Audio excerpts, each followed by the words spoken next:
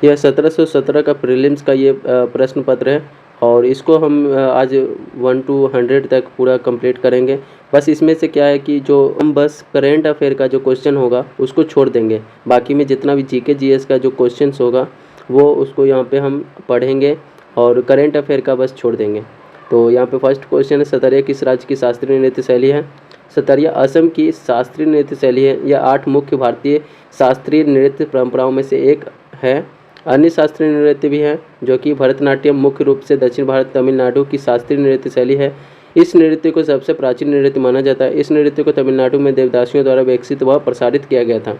इसके कलाकार निम्न हैं: यामिनी कृष्णमूर्ति, सोनल मानसिंह, रुक्मणी देवी, मृणालिनी साराभाई, कुचिपुड़ी। आंध्र प्रदेश का प्रसिद्ध नृत्य, इसका आधार भरत मुनि का नाट्य शास्त्र है। इसके कलाकार का नाम यामिनी कृष्णमूर्ति, लक्ष्मी नारायण शास्त्री, राधा रेड्डी, राजा रेड्डी इत्यादि है। ओडिसी, जो कि ओडिशा में प्रचलित नृत्य कला की प्राचीन शैली है। इसमें नृत्य के माध्यम से समर्पण का भाव धारण किए नर्तक ईश्वरीय स्तुति करते हैं। इसके प्रमुख कलाकार सोनल मानसिंह, रानी कर्ण आदि इत्यादि हैं। कथकली, जो कि केरल की सुप्रसिद्ध शास्त्रीय नृत्य शैली है। इसके कलाकार बलल तोल, यहाँ पे नारायण मेनन, उदय शंकर, कृष्ण नायर, मृणालिनी साराभाई इत्यादि हैं। कथक नृत्य उत्तर भारतीय शास्त्रीय नृत्य है। कथक शब्द का अर्थ कथा को नृत्य रूप से कथन करना है। प्राचीन काल में कथक को कुशीलव के नाम से जाना जाता था और इस नृत्य के कलाकार निम्न हैं: बिरजू महाराज, लच्छू महाराज, सुखदेव महाराज, सितारा देवी, गोपी कृष्ण, शोभना नारायण, मालविका सरकार इत्यादि हैं।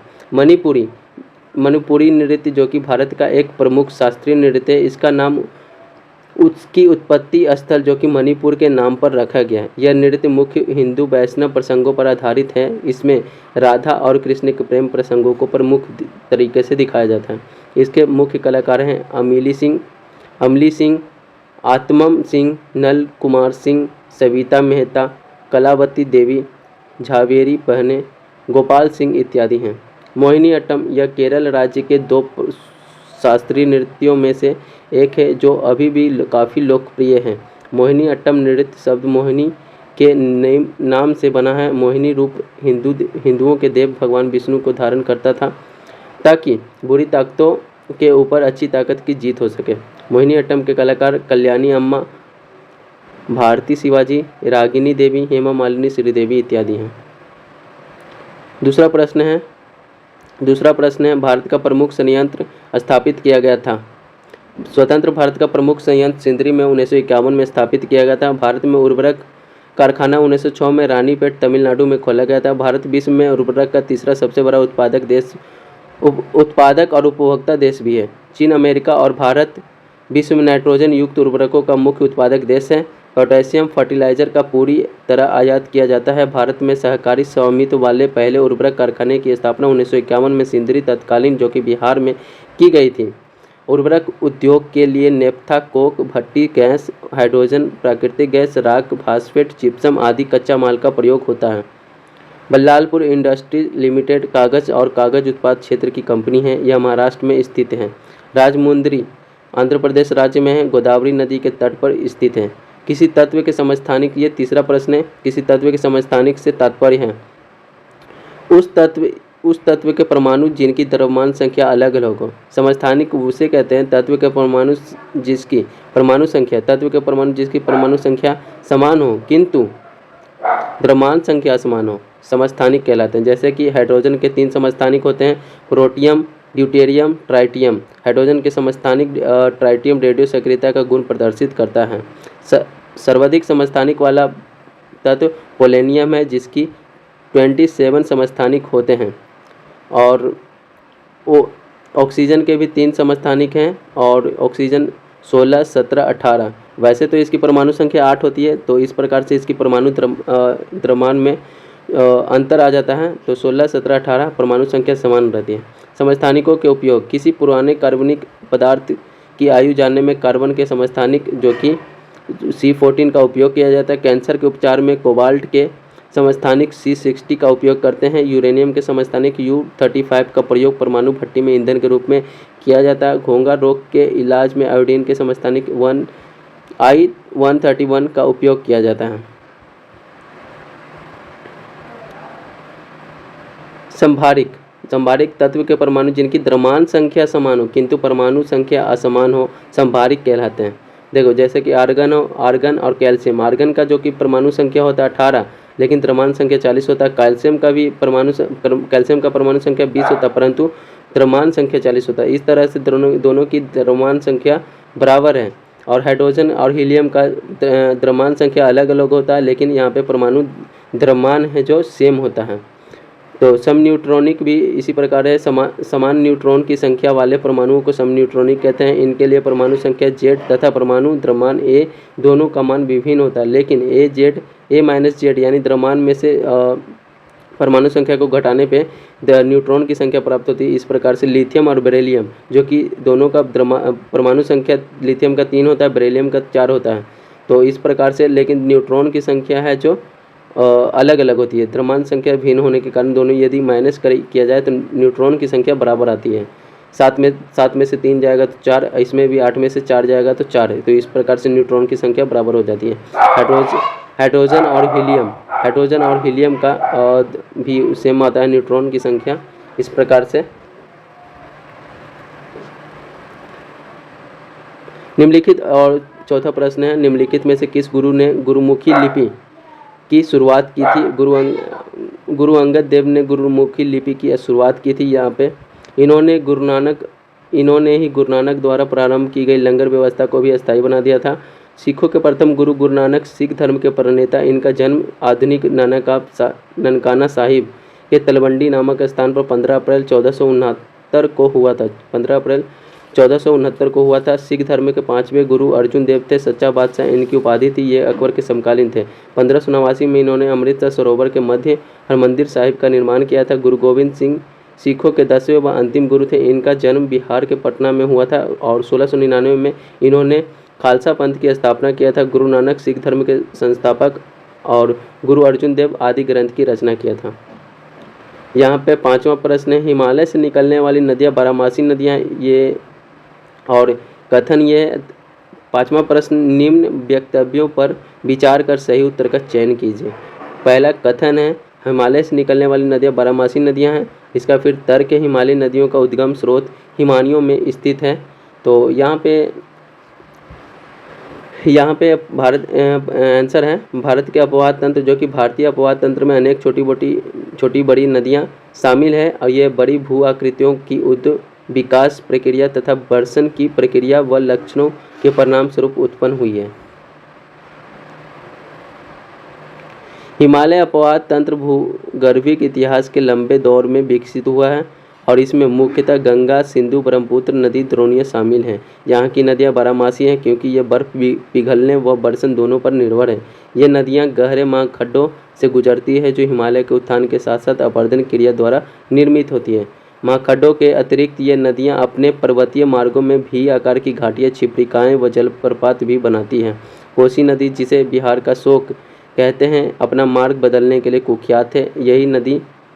यह नदी पर्वतों के ऊपरी क्षेत्रों से भारी मात्रा में अवसाद लाकर मैदानी भाग में जमा करती है। हिमालय अपवाह तंत्र की नदियाँ। हिमालय अपवाह में अनेक नदी तंत्र हैं मगर निम्नलिखित नदी तंत्र प्रमुख हैं। सिंधु नदी तंत्र, यह विश्व की सबसे बड़ी नदी द्रोणियों में से एक है। गंगा नदी तंत्र अपने द्रोणी और सांस्कृतिक महत्व दोनों के दृष्टिकोण से गंगा भारत की सबसे महत्वपूर्ण नदी है। यह नदी उत्तराखंड राज्य के उत्तरकाशी जिले में गौमुख के निकट गंगोत्री हिमानी से 3900 मीटर की ऊंचाई से निकलती है। यह भागीरथी के नाम से जानी जाती है। ब्रह्मपुत्र नदी तंत्र, विश्व की सबसे बड़ी नदियों में से एक ब्रह्मपुत्र का उद्गम कैलाश पर्वत श्रेणी में मानसरोवर झील के निकट चेमयुंगडुंग हिमनद से होती है। तिब्बत में इसे सांगपो के नाम से जाना जाता है जिसका अर्थ है शोधक। अरुणाचल प्रदेश में इसे दिहांग और दिबान के नाम से भी जाना जाता है। किसी भी राजनीतिक दल को राष्ट्रीय दल बनाने के लिए कितने राज्यों में से मान्यता जरूरी है? किसी भी राजनीतिक दल को राष्ट्रीय दल बनने के लिए 4 राज्यों से मान्यता प्राप्त होना जरूरी है और भारत में राजनीतिक दलों को मान्यता निर्वाचन आयोग द्वारा प्रदान किया जाता है। राष्ट्रीय दल का दर्जा हासिल करने के लिए आवश्यक शर्तें हैं। लोकसभा आम चुनाव अथवा राज्य विधानसभा चुनाव में इन्हीं 4 अथवा अधिक राज्यों में कुल डाले गए वैध मतों का 6% प्राप्त करना जरूरी होता है। इसके अलावा इसे किसी एक राज्य अथवा राज्यों से विधानसभा की कम से कम 4 सीटें जीतनी होती है अथवा लोकसभा में 2% सीटें हों या कम से कम 3 विभिन्न राज्यों में हासिल की गई हो। निर्वाचन आयोग एक अस्थायी संवैधानिक निकाय है। इसका वर्णन संविधान के भाग 15 के अनुच्छेद 324 से 29 में वर्णित है।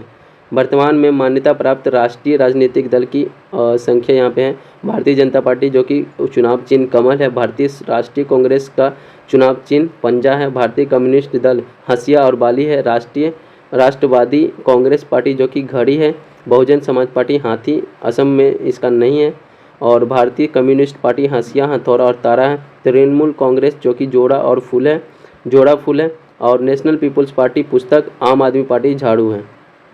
निम्नलिखित में किस क्षेत्र में भारत में प्रथम सहकारी आंदोलन का प्रारंभ हुआ? भारत में पहला सहकारी आंदोलन ब्रिटिश शासन के दौरान कृषि ऋण के साथ आरंभ हुआ था। भारत में सहकारी आंदोलन का प्रारंभिक चरण 1904 से 11 है। वर्ष 1903 में समिति ने अपनी रिपोर्ट प्रस्तुत की तथा वर्ष 1904 में पहला सहकारी ऋण समिति अधिनियम पारित किया गया। सहकारी आंदोलन का दूसरा चरण संशोधन चरण वर्ष 1912 से 1918 के ईस्वी के बीच में, इसमें सहकारी समिति अधिनियम 1912 अधिनियमित कर वर्ष 1904 अधिनियम के दोषों को दूर किया गया था। निम्बू बाजगो नामक बांध निम्नलिखित में से किस नदी पर स्थित है? 8वां प्रश्न है, निम्बू बाजगो नामक बांध सिंधु नदी पर लद्दाख जम्मू कश्मीर में स्थित है। कोयना परियोजना कोयना नदी पर महाराष्ट्र में है। यह महाराष्ट्र का सबसे बड़ा बांध है। इससे 1920 मेगावाट बिजली उत्पादन होता है। इसका निर्माण 1863 ईस्वी में हुआ था। पेरियार मुल्ला पेरियार बांध पेरियार नदी पर केरल में स्थित एक गुरुत्वीय बांध है। यह जलाशय के चारों ओर पेरियार राष्ट्रीय उद्यान है। भारत के कुछ नदी घाटी परियोजना निम्न है। भाखड़ा नांगल परियोजना सतलज नदी पर भारत की सबसे बड़ी नदी घाटी परियोजना है।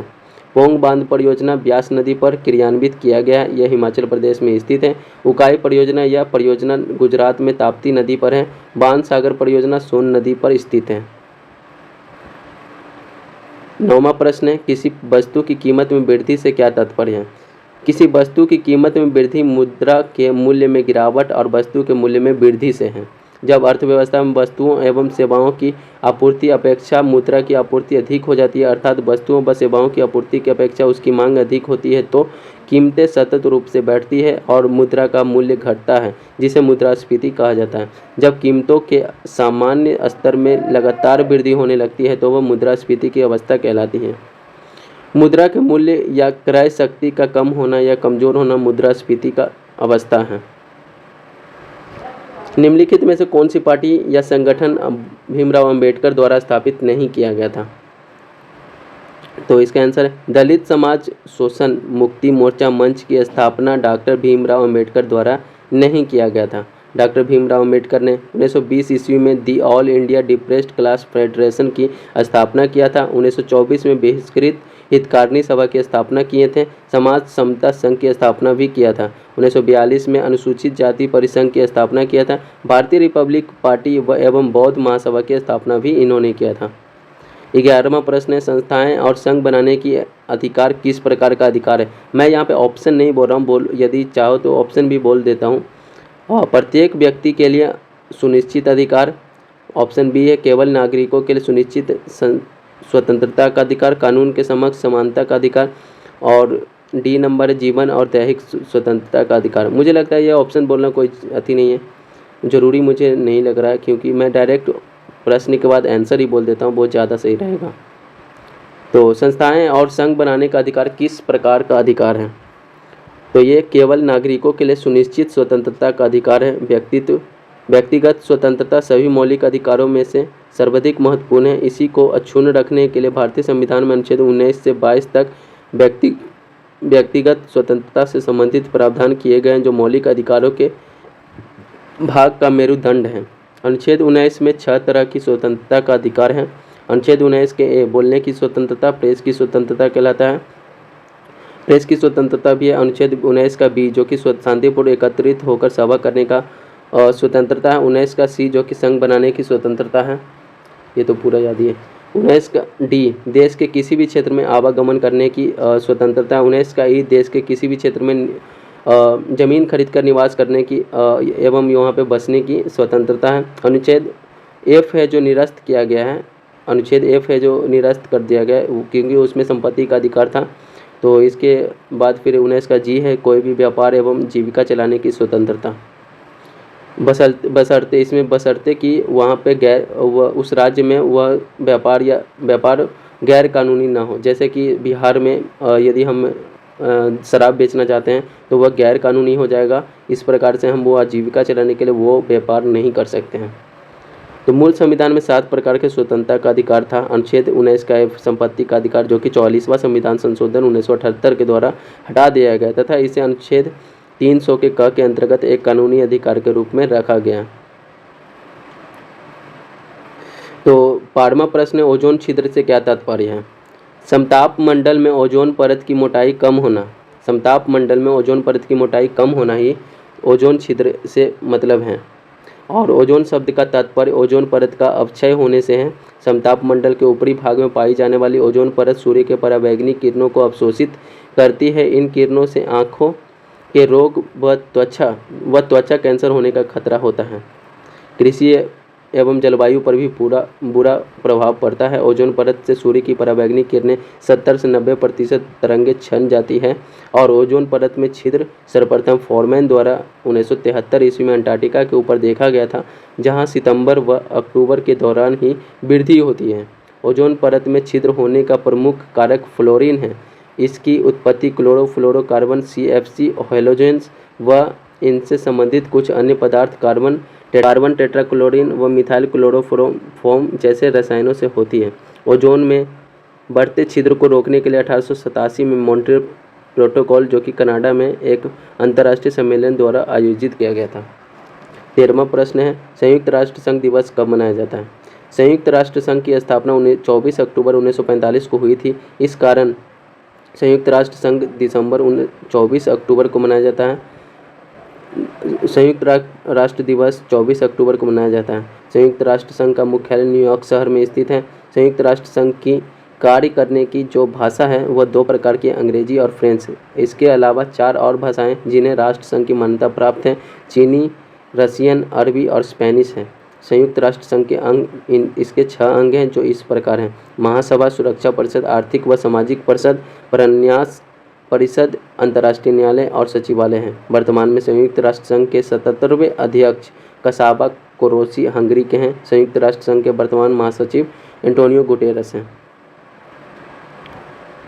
यहाँ पे सूची 1 को सूची 2 से मिलाने का यहाँ पे है दिया हुआ, और यहाँ पे इंद्रावती जो कि यहाँ पे दिया हुआ है, इंद्रावती का जो कि छत्तीसगढ़ का यहाँ पे मिलाने के लिए है। यहाँ पे बाघ आरक्षित क्षेत्र और राज्य है, तो इंद्रावती का छत्तीसगढ़ है। और यहाँ पे पेरियार जो कि केरल में मौजूद है, सिमलीपाल जो कि ओडिशा में है और बांदीपुर कर्नाटक में है। तो यहाँ पे बाघ आरक्षित क्षेत्र के बारे में यहाँ पे दिया हुआ। तो यहाँ पे पेरियार अभयारण्य, पेरियार जो कि अभयारण्य है, यह केरल के इडुक्की में स्थित एक महत्वपूर्ण बाघ और हाथी आरक्षित क्षेत्र है। इंद्रावती राष्ट्रीय उद्यान जो कि छत्तीसगढ़ राज्य में बीजापुर जिले में स्थित एक राष्ट्रीय उद्यान, 1983 में इसे टाइगर रिजर्व घोषित की गई थी। सिमलीपाल राष्ट्रीय उद्यान जो कि ओडिशा राज्य के मयूरभंज जिले में स्थित एक राष्ट्रीय उद्यान है और तथा यह एक हाथी अभयारण्य भी है। बांदीपुर राष्ट्रीय उद्यान दक्षिण भारत के कर्नाटक राज्य में स्थित है। यह प्रोजेक्ट टाइगर के तहत सन 1974 ईस्वी में टाइगर रिजर्व के रूप में स्थापित किया गया था। इसमें शुष्क पर्णपाती वन भी प्रमुख हैं। भारत का प्रथम राष्ट्रीय उद्यान जिम कॉर्बेट राष्ट्रीय पार्क है जो उत्तराखंड में स्थित है और वर्तमान में वर्ष 1921 में इसका नया नाम रामगंगा नेशनल पार्क किया गया है। देश का सबसे ज़्यादा राष्ट्रीय उद्यान मध्य प्रदेश में है। मध्य प्रदेश को टाइगर स्टेट भी कहते हैं। भारत का सबसे बड़ा बाघ अभयारण्य नागार्जुन सागर श्रीशैलम आंध्र प्रदेश में स्थित है। भारत का एकमात्र तैरता हुआ राष्ट्रीय पार्क केबुल लामजाओ और राष्ट्रीय पार्क मणिपुर राज्य में स्थित है। भारत में कुल 53 टाइगर रिजर्व हैं। भारत के 14 बाघ अभयारण्यों को वैश्विक संरक्षक मानकों की मान्यता जुलाई 2021 में मिली है। 15वां क्वेश्चन है, कौन सा संयंत्र तरल पदार्थों के विशिष्ट गुरुत्व को मापता है? हाइड्रोमीटर।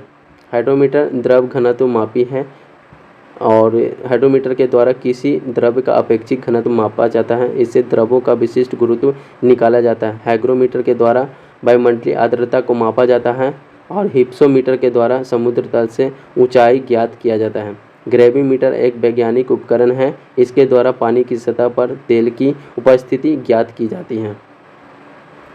यहाँ पे उद्योग और उसकी अवस्थिति को यहाँ पे सुमेलित करने के लिए यहाँ पे प्रश्न है। तो यहाँ पे रेलवे, जो कि रेलवे का उपकरण बनाया जाता है भिलाई में, और मोटर वाहन जो कि बनाया जाता है जबलपुर में, जो कि और पोत निर्माण जो कि होता है कोच्चि में, बंदरगाह समझ सकते हो।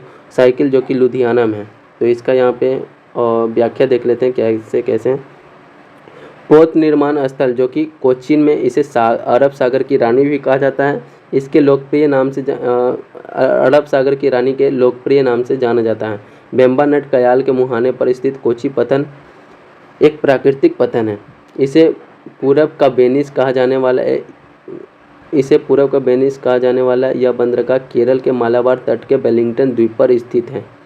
इस बंदरगाह के निकट एक जलयान निर्माणशाला व पेट्रोलियम शोधनशाला स्थापित किया गया है।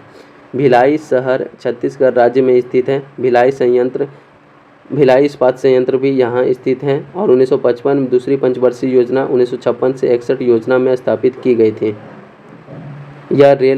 यह रेल की पटरियों और भारी इस्पात प्लेटों का प्रमुख निर्माण है। जबलपुर मध्य प्रदेश राज्य का एक शहर, यहाँ मध्य प्रदेश का उच्च न्यायालय स्थित, यहाँ तोपगाड़ी बनाने का केंद्रीय कारखाना है। लुधियाना पंजाब राज्य में सतलज नदी के किनारे स्थित एक शहर है और देश में सबसे ज़्यादा साइकिल पंजाब में बनती है। लुधियाना एक प्रमुख साइकिल उत्पादन केंद्र है। पौधे मिट्टी में घुले हुए नाइट्रेट को अवशोषित करते हैं तथा इन्हें परावर्तित कर देते हैं। पौधे मिट्टी में नाइट्रोजन नाइट्रेटस के रूप में ग्रहण करता है तथा उन्हें प्रोटीन में परिवर्तित कर देता है। यहाँ पे प्रश्न था, पौधे मिट्टी में घुले हुए नाइट्रेट को अवशोषित करते हैं तथा उन्हें परिवर्तित कर देते हैं। किस रूप में परिवर्तित करते हैं? तो यहाँ पे ऑप्शन तो इतने सारे थे। तो इसे परिवर्तित करते हैं प्रोटीन के रूप में। नाइट्रोजन की थोड़ी मात्रा विभिन्न नाइट्रेटों के रूप में भी पाई जाती है। जंतु तथा वनस्पति में यह प्रोटीन के रूप में पाई जाती है। नाइट्रोजन वायुमंडल का सबसे प्रमुख गैस है। वायुमंडल में 78 भाग नाइट्रोजन होता है। नाइट्रोजन संयुक्त अवस्था में यह soda, ammonia, ammonium chloride, urea आदि में पाई जाती है। यूरिया का रासायनिक सूत्र NH2CO NH2 है। यह एक कार्बनिक यौगिक है। यह स्तनपायी और सरीसृप प्राणियों के मूत्र में पाया जाता है। इसका उपयोग कृषि में नाइट्रोजन रासायनिक खाद के रूप में मिट्टी की उर्वरा शक्ति बढ़ाने के लिए किया जाता है। अमोनिया एक तीक्ष्ण गंध वाली रंगहीन गैस है। यह हवा से हल्की होती है। इसका आणविक सूत्र NH3 होता है। अमोनिया का उपयोग रासायनिक खादों को बनाने में प्रयोग किया जाता है। हवा में परागन को कहते हैं। हवा में परागन को क्या कहते हैं? तो पौधे के हवा द्वारा परागन को वायु परागन कहा जाता है। पौधे में प्रजनन अंग मुख्यतः पुष्प होता है। प्रत्येक पुष्प में मुख्य रूप से 4 भाग पाए जाते हैं, बाह्यदल पुंज, पुमंग तथा जायंग। पुष्प के पुमंग और जायंग प्रजनन क्रिया में भाग लेते हैं। इन्हें आवश्यक अंग कहा जाता है, इसलिए इसे ही जननांग कहा जाता है। पुमंग पुष्प का नर युग्मक तथा जायंग में मादा युग्मक भी बनते हैं। इसके बाद परागन 2 प्रकार का होता है, स्वपरागन, परपरागन।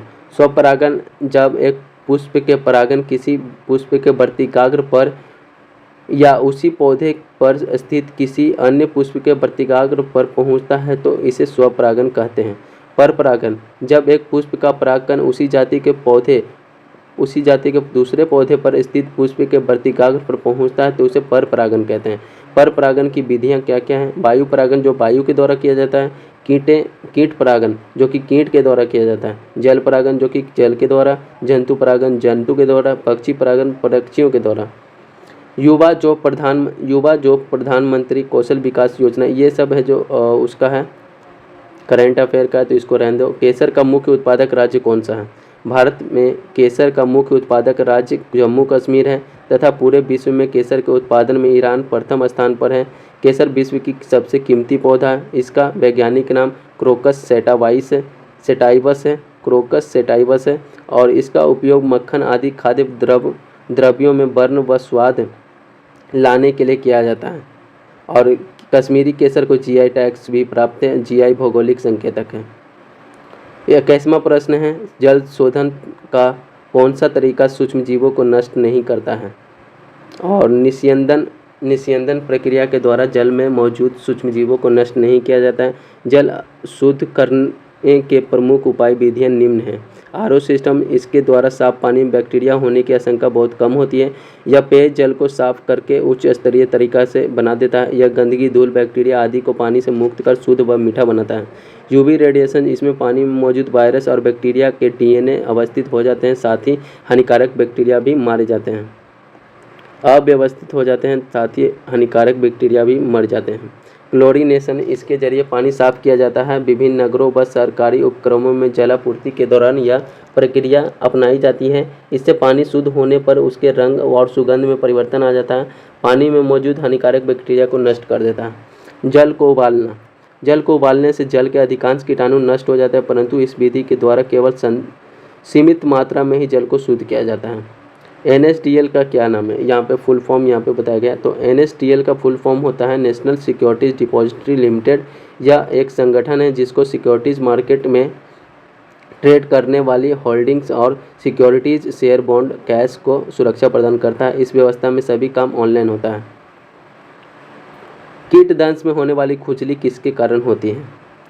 कीट दंश से होने वाली खुजली फॉर्मिक अम्ल के कारण होती है। एसिटिक एक सरलता कार्बोक्सिलिक अम्ल है। इसके कारण सिरका में खट्टा स्वाद व तीखी खुशबू आती है। इसे एथेनोइक अम्ल के नाम से भी जाना जाता है। लैक्टिक अम्ल वाटर सोल्यूबल होता है और यह स्किन से जुड़ी परेशानियों से छुटकारा दिलाते हुए त्वचा को ग्लोइंग और रेडिएंट रखने में सहयोग करता है। निम्न हस्तियों पर विचार कीजिए। ये सब है जो ज़्यादा इम्पोर्टेंट नहीं है, ये सब उस टाइम के लिए हैं। तो 25वां नंबर पढ़ते हैं। और महात्मा गांधी राष्ट्रीय समुद्री उद्यान कहाँ अवस्थित है? महात्मा गांधी राष्ट्रीय समुद्री उद्यान अंडमान द्वीप समूह पर बांडूर के पास, इसलिए इसे बांडूर राष्ट्रीय उद्यान भी के रूप में भी जाना जाता है। यह पोर्ट ब्लेयर में स्थित है। इसकी स्थापना 1983 में समुद्री जीवन की रक्षा के लिए वन्यजीव संरक्षण अधिनियम 1972 के तहत की गई थी। उद्यान में 2 प्रमुख द्वीप समूह हैं जो द्वीप और लेबरिंथ द्वीप समूह हैं। वनस्पति का प्रकार और संरचना द्वीप से द्वीप तक भिन्न है। अंडमान एवं निकोबार एक द्वीप समूह है। यह बंगाल की खाड़ी में स्थित है, जिसकी राजधानी पोर्ट ब्लेयर है, जो दक्षिणी अंडमान पर स्थित है। दोनों के बीच 10 डिग्री उत्तरी अक्षांश स्थित है। 10 डिग्री उत्तरी अक्षांश के उत्तर में स्थित द्वीपों को अंडमान द्वीप समूह तथा 10 डिग्री उत्तरी अक्षांश के दक्षिण में स्थित द्वीपों को निकोबार द्वीप समूह कहा जाता है। अंडमान निकोबार द्वीप समूह में 96 वन्यजीव अभ्यारण्य, 9 राष्ट्रीय पार्क तथा जैव संरक्षित क्षेत्र भी है। रानी झांसी मैरीन राष्ट्रीय उद्यान अंडमान में है। पिरोटन द्वीप अरब सागर में स्थित द्वीप है। यह द्वीप गुजरात के जामनगर जिले के पास स्थित है। पिरोटन द्वीप मरीन नेशनल पार्क का भाग है और यह पहला भारत का समुद्री अभयारण्य है, जिसकी स्थापना 1980 में हुआ था। यह एक दर्शनीय स्थल है। गंगा सागर द्वीप या गंगा सागर संगम भी कहलाता है। गंगा सागर द्वीप या गंगा सागर संगम भी कहलाता है। यह बंगाल की खाड़ी में कोलकाता से 150 किलोमीटर दक्षिण में एक द्वीप है। इसे गंगा नदी का सागर से संगम माना जाता है। इस द्वीप में ही बंगाल टाइगर का प्राकृतिक आवास है। रामेश्वरम तमिलनाडु राज्य में स्थित एक शांत शहर है और यह करामाती पंबन द्वीप का हिस्सा है। यह शहर पंबन चैनल के माध्यम से देश के अन्य भाग से जुड़ा हुआ है। अंडमान निकोबार द्वीप समूह में सेंट्रल जनजाति पाई जाती है। तो इस वीडियो में हम जो 25 तक क्वेश्चन को किए हैं। अगले वीडियो में 50 तक करेंगे, फिर अगले नेक्स्ट वीडियो में 75 तक करेंगे और फिर एक 100 तक कंप्लीट कर देंगे। इस प्रकार से 4 भाग में प्रत्येक पार्ट को, क्योंकि बहुत बड़ा हो जाएगा, इस कारण से हम अभी यहाँ पे 25 तक ही करेंगे। अभी 25 तक ही रहने देते हैं, नहीं तो वीडियो बहुत बड़ा होगा।